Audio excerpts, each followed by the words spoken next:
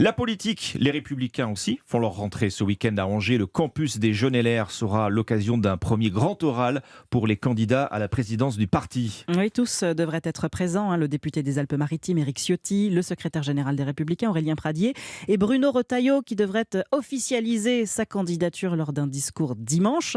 Alexandre Chauveau, dans le viseur du patron des sénateurs LR, il y a surtout Éric Ciotti.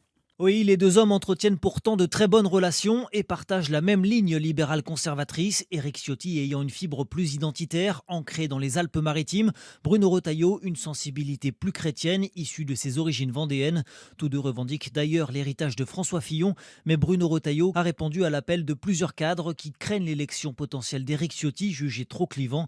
Le Vendéen a déjà reçu cette semaine le soutien officieux de Gérard Larcher et représentera donc une alternative crédible aux Niçois.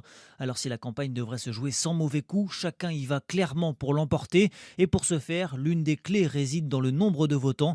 Bruno Retailleau part certes avec un retard important, la fédération LR de Vendée étant très peu pourvue comparée à celle des Alpes-Maritimes.